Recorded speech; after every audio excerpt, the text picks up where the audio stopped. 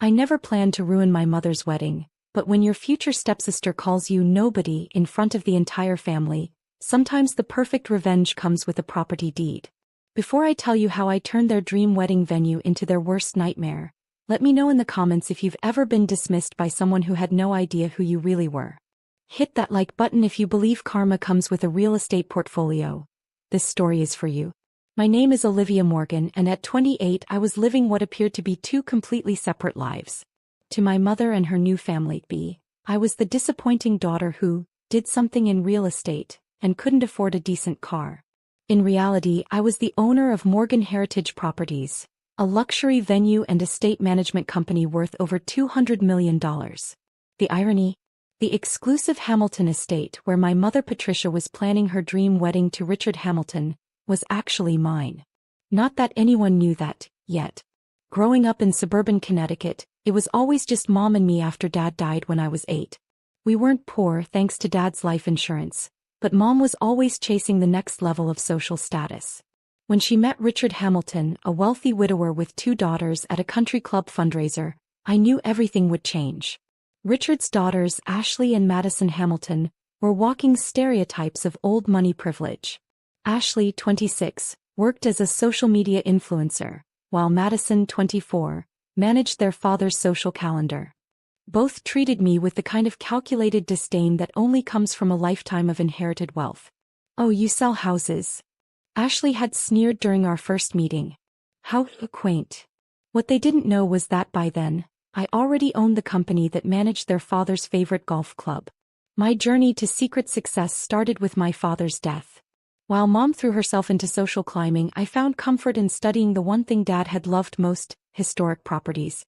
He'd been a restoration architect, and his old books became my escape. "Your father saw the soul in old buildings," my godfather, Marcus Sullivan, told me during one of our regular visits. As Dad's best friend and business partner, he became my mentor after Dad died. He could see past the decay to the potential underneath. It turned out I had inherited that vision. By 16, I could spot a property's hidden value better than most professional developers. Marcus noticed and started teaching me everything he knew about real estate investment and property management. "Your mother wants you to focus on college applications," he said during my senior year of high school, "but I have a different proposition." That proposition changed my life. Marcus had been quietly building a property management empire, and he saw in me the successor he'd never had. While Mom thought I was heading to state college with a partial scholarship, I was actually entering an intensive apprenticeship in luxury property development. "Learn everything," Marcus insisted. "Start from the ground up. Understanding every aspect of this business will be your greatest advantage." So I did. I worked as a housekeeper in luxury venues, learning what high-end clients really wanted. I trained with groundskeepers, understanding estate maintenance from the soil up. I shadowed event planners, absorbing the intricacies of the luxury venue business.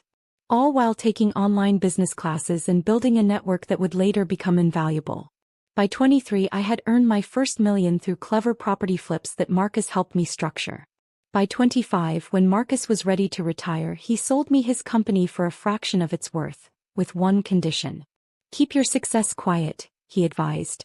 "In this business, being underestimated is an advantage." I took his advice to heart, maintaining a modest appearance while building my empire.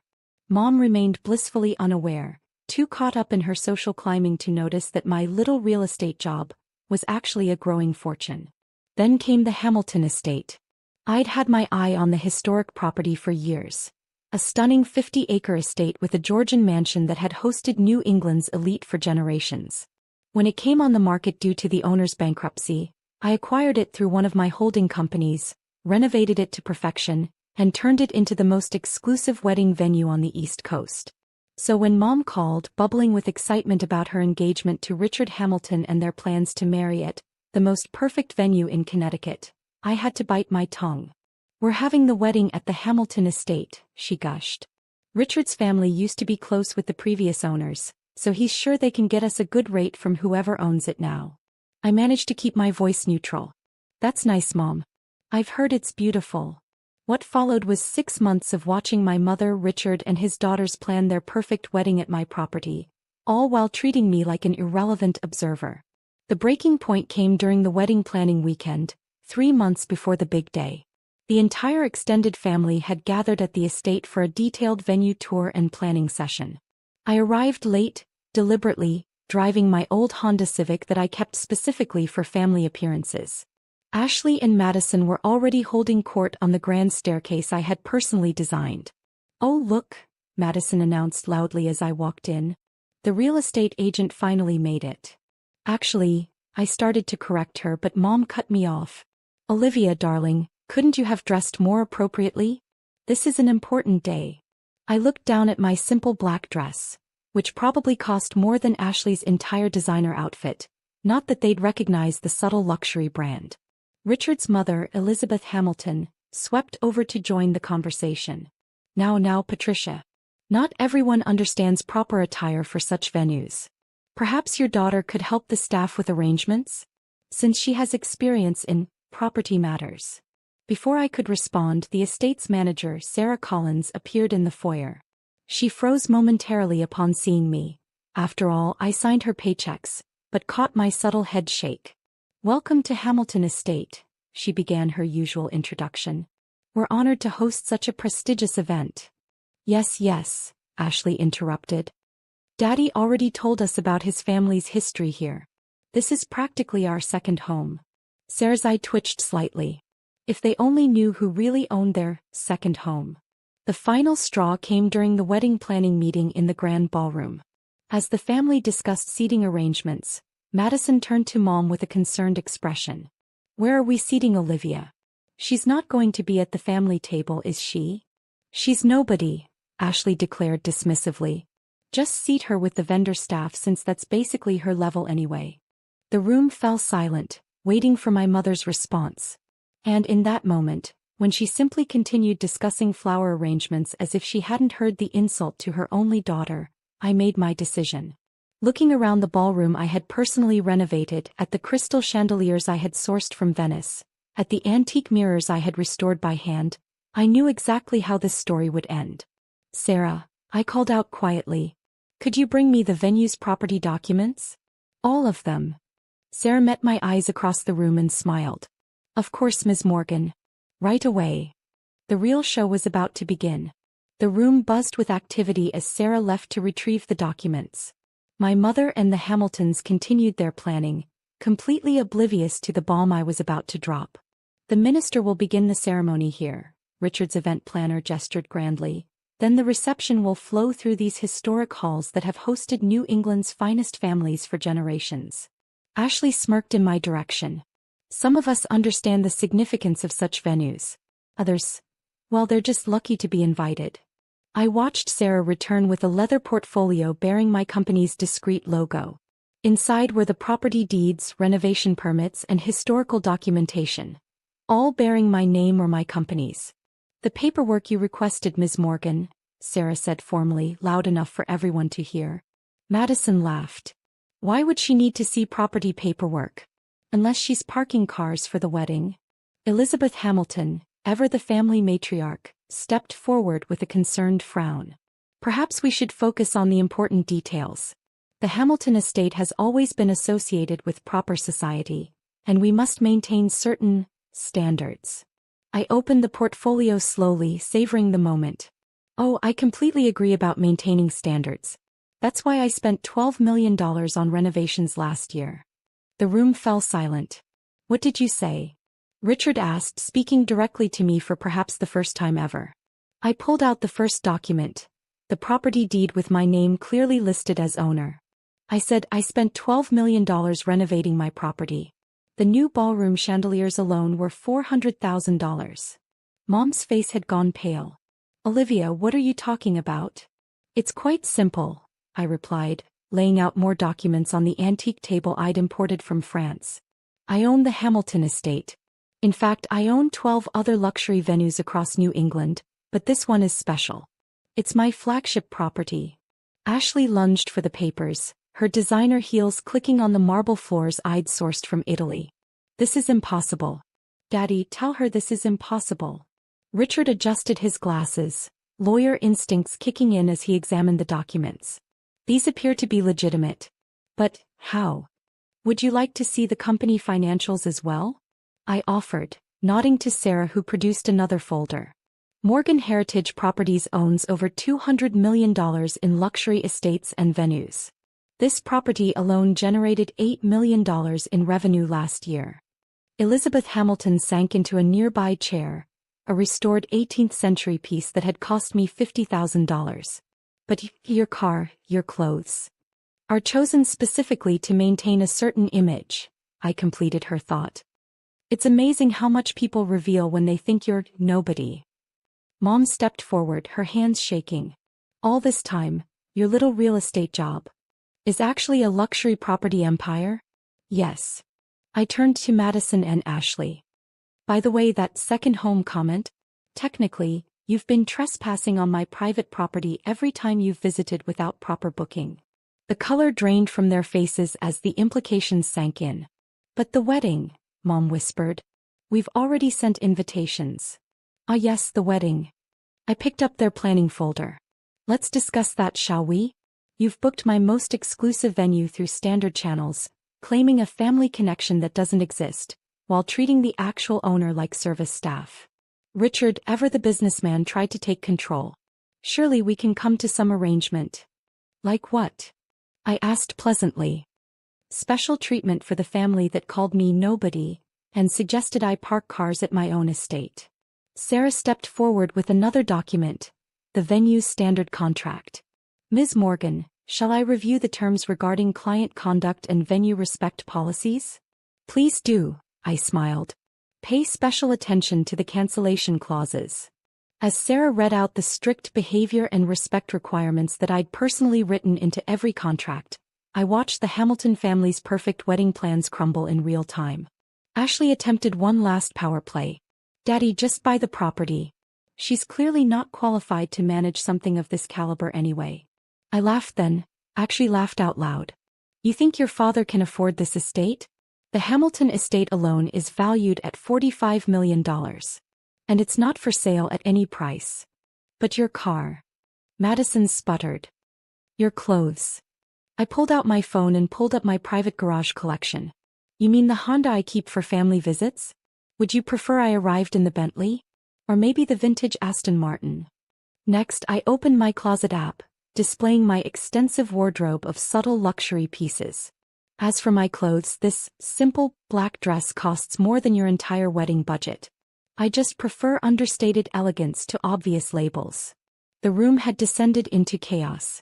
Elizabeth Hamilton was having what appeared to be a mild panic attack. Ashley and Madison were furiously Googling Morgan Heritage Properties on their phones. Richard was still examining the property documents as if hoping to find a loophole. And my mother stood in the middle of it all, finally seeing me clearly for perhaps the first time in 20 years. Why didn't you tell me? She asked quietly. Would you have believed me? I countered. Or would you have been too busy trying to impress the Hamiltons with their fake family connection to this estate? Sarah cleared her throat delicately. Ms. Morgan, shall I inform the staff about potential changes to the wedding arrangements? I looked around the room. My room in my estate filled with people who had dismissed and underestimated me for months. No, I said finally. Not yet. First, I think it's time for a proper tour of my property. Let me show you exactly what nobody has built. The revelations were far from over and I was just getting started. The tour that followed was a masterclass in elegant revenge. I led my stunned family group through the estate, detailing every renovation, every custom feature, and every million-dollar decision I'd made. This wallpaper, I explained, running my hand along the silk-covered walls of the main hall, was hand-painted in Paris. $200,000 for this wing alone. Madison, remember when you said it looked tacky and nouveau riche?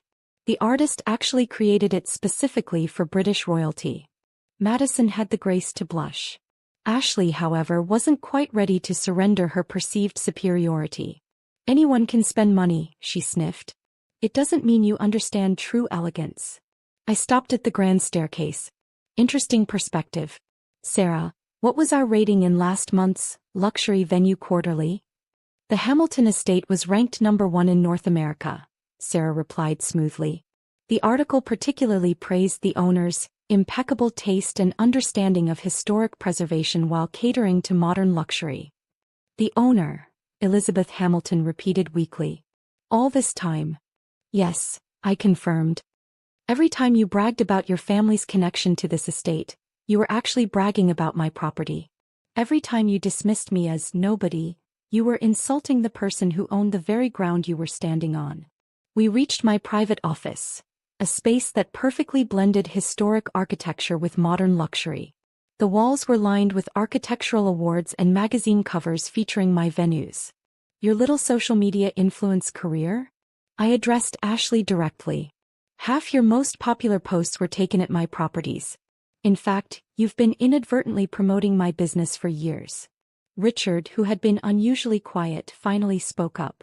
Your business acumen is impressive. Perhaps we could discuss some sort of partnership. You mean now that you know I'm wealthy? I cut him off. Oh, thank you. I prefer to maintain complete control of my properties. Mom had been following silently, her eyes growing wider with each revelation. Now she stepped forward, tears in her eyes. Olivia, I had no idea, all these years. That's the point, Mom. You never asked. You were too busy trying to marry into what you thought was old money to notice that your own daughter had built something substantial. I led them to the estate's wine cellar, where I'd installed a state-of-the-art tasting room. This renovation alone cost $3 million. Would anyone like a drink? I find Dom Perignon helps with processing difficult truths. As Sarah arranged champagne service, I pulled up my company's portfolio on the room's hidden screens. Properties across New England appeared, each more stunning than the last. Morgan Heritage Properties specializes in historic estate renovation and luxury venue management, I explained, watching their faces as they realized the true scope of my success. This estate was my first major acquisition, but certainly not my last. But how? Madison burst out. How did you afford all this? Hard work, smart investments, and the advantage of being underestimated, I replied. While you were busy managing your father's social calendar, I was building an empire. Every time you treated me like staff, I was actually your landlord. Elizabeth Hamilton had finally found her voice again. The wedding, what happens now? I sat back considering the question. The power to destroy their perfect wedding plans lay entirely in my hands. That depends, I said slowly. Are you still comfortable having nobody involved in your celebration? The silence was deafening. Here's what's going to happen, I continued. If you want to keep your wedding date at my venue, there will be some changes. First, a new contract at my personal client rate. No more pretending about family connections. Second, I'll be at the family table, not with the staff. And third, I smiled. An apology. A public one. This is blackmail, Ashley protested. No, I corrected. This is business. You wanted to get married at the most exclusive venue in New England. This is what it costs, financially and personally. Mom stepped forward then, her social climbing ambitions warring with maternal pride. Olivia, I've been so blind. So focused on finding status that I didn't see you had already achieved it. Can you forgive me? I looked at my mother, really looked at her, and saw something new in her eyes. Respect. The wedding can proceed, I said finally. But from now on things will be different. I'm not the daughter you need to apologize for anymore. I'm the daughter who owns the empire you wanted to marry into. The weeks that followed brought dramatic changes. The Hamiltons, faced with the choice between swallowing their pride or finding a new venue on short notice, chose pragmatism. Ashley and Madison's social media suddenly featured glowing posts about their brilliant future stepsister. Elizabeth Hamilton began bragging about her soon-to-be relation to the owner of Morgan Heritage Properties. The wedding itself was perfect. I made sure of it. After all, excellence is the best revenge. Mom found me alone in my office just before the ceremony. I didn't just miss seeing your success, she said quietly. I miss seeing you. Really seeing you. Well, I replied, standing to adjust her veil, now you have the chance to start over. With your actual daughter, not the version you thought needed fixing. I'm so proud of you, she whispered. Your father would be too. As I walked my mother down the aisle of my estate, past the luxury I'd created and the success I'd hidden, I thought about all the times I'd been dismissed as nobody. Each slight had just been fuel for my fire, each dismissal another brick in my empire. The minister, reading from his notes, began, "We are gathered here today at the magnificent Hamilton estate." "Actually," I interrupted with a smile, "it's the Morgan estate now. After all, sometimes the best revenge isn't just success. It's making sure everyone knows exactly who succeeded. Have you ever been underestimated by family? Ever had to hide your success until the perfect moment? Share your story in the comments below. And if this tale of hidden triumph and sweet revelation resonated with you, don't forget to like and subscribe for more stories about success served with a side of justice. Remember, sometimes being nobody is the perfect cover for becoming somebody they'll never forget.